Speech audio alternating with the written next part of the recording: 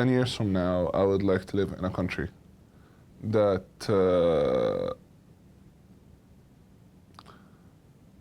basically has a future, has the concerns of the young people in it, at heart.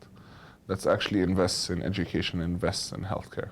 That actually does not allow the money to be siphoned out by corrupt officials, where corruption is not just the nature of, how the country operates.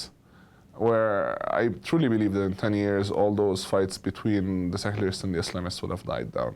I don't believe that the Islamists have it in them to continue this fight. I don't think they have the mental capacity to continue doing it. I don't foresee any future in which they control the country, or in which they still maintain a sizable influence. The more they are in the public sphere, the more they are forced to play ball.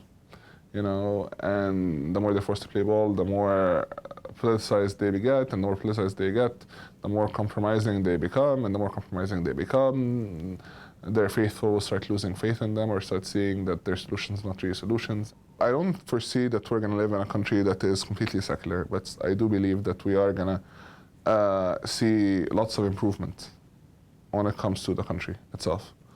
I truly believe that it's going to become a more accepting environment, more tolerant, and we're actually going to start building. We haven't been building for about 60 years now, or at least 30 years. We haven't had the institutions, we haven't had the idea of how to be an active citizen, and I think that's going to start. I think that's going to start happening.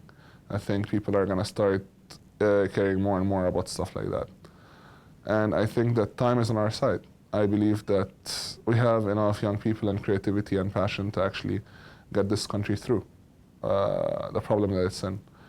I don't foresee the economic downturn to last more than 3 more years. As long as some sort of stability and government gets introduced, then I don't think it's going to be an issue at all for the country to move forward.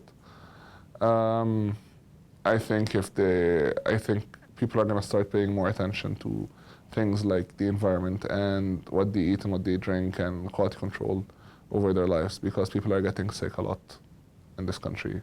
Cancer is in every family now. So in 10 years, I believe, we will have entire new generations, just running around the streets of Egypt.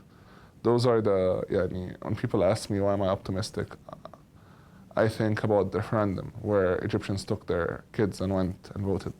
And those kids had something that none of us had, which is the experience of going to a voting booth.